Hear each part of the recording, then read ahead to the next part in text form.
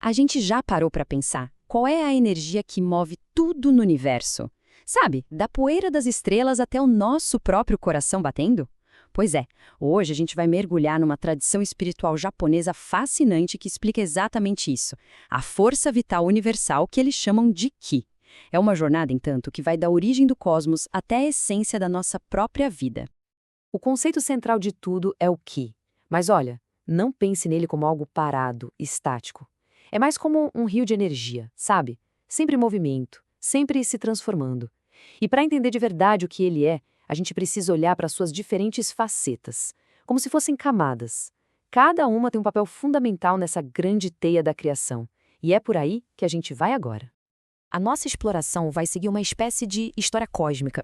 A gente começa lá na origem de tudo, na criação mesma.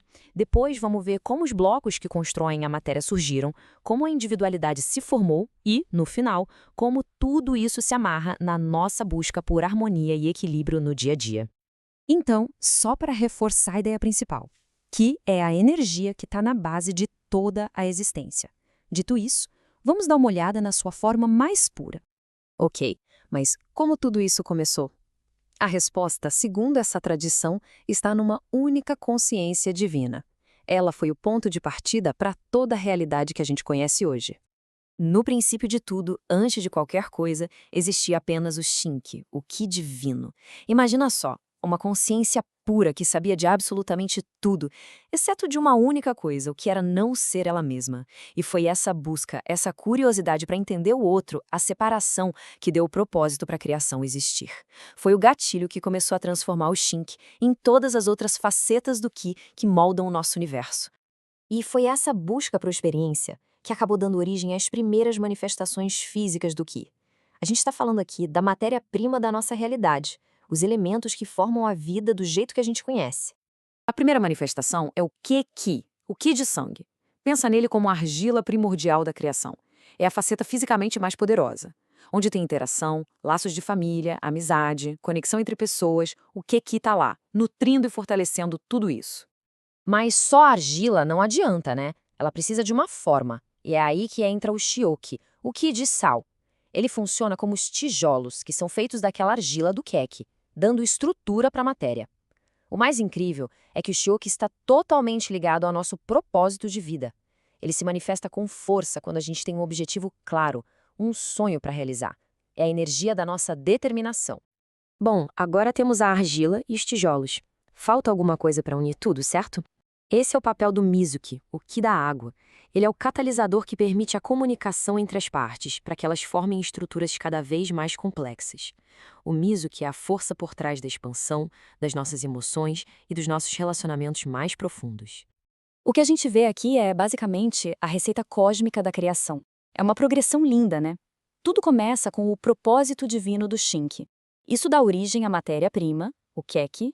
Logo depois, o Shiuki dá forma a essa matéria e, por fim, o Mizuki permite que tudo se junte numa complexidade cada vez maior. É a arquitetura da vida. Ok, com a base da matéria pronta, as próximas facetas do Ikigai trazem a complexidade e a diversidade que a gente vê no mundo. Sem elas, seríamos só uma massa de existência sem graça. Vamos ver como a individualidade entra nessa história. Se aquelas 3 primeiras facetas pudessem crescer sem parar, a gente seria uma única massa gigante de matéria.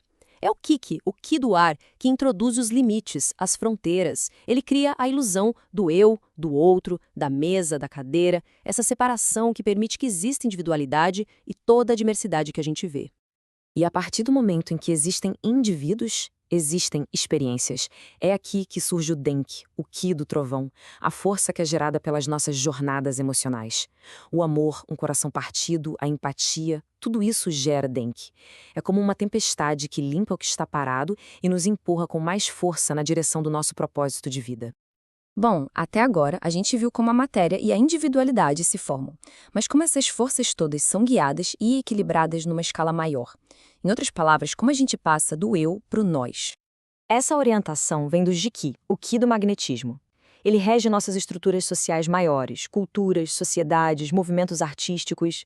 Pensa nele como uma atração magnética que alinha os indivíduos, permitindo que todas as outras facetas do Ki trabalhem juntas em busca de um bem maior, seja a verdade, a beleza ou a justiça.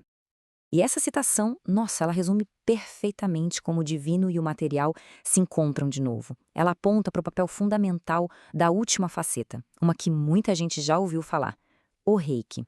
Então, o ponto crucial é este. O Reiki funciona como um representante do divino aqui no mundo físico. Ele canaliza sabedoria lá do Shinki para organizar, equilibrar e, finalmente, curar as outras facetas, restaurando a harmonia em todo o sistema. Isso nos leva, então, à aplicação prática de tudo isso. Entender a saúde e a doença não como coisas que acontecem por acaso, mas como um estado de equilíbrio ou desequilíbrio dessas forças todas. Acredita-se que quando essas energias saem do eixo, a doença aparece numa espécie de cascata. Começa lá no nível espiritual, aí desce para o mental e emocional, causa problemas sociais e, por fim, se materializa como um problema no corpo físico mesmo. E o contraste aqui fica muito nítido, né? De um lado, um sistema em equilíbrio, que resulta em harmonia, saúde, um senso de propósito. Do outro lado, o desalinhamento, que leva à doença, ao isolamento e àquela agitação interna que a gente conhece bem. É aqui que a história encontra a sua solução. O Reiki aparece como a força que restaura o equilíbrio, trabalhando para realinhar todas as facetas do Ki. Ele faz essa ponte entre o físico e o espiritual, reconectando a gente com o Shinki, o Ki divino, a fonte de onde tudo começou. Isso tudo nos deixa com uma reflexão final. Se cada pessoa é, na verdade, uma dança dessas energias cósmicas, desde a argila primordial do Kek até as tempestades emocionais do Denki, onde é que a gente consegue observar essa interação no nosso dia a dia? Onde sentimos o fluxo do nosso próprio Ki? Uma boa pergunta para se pensar.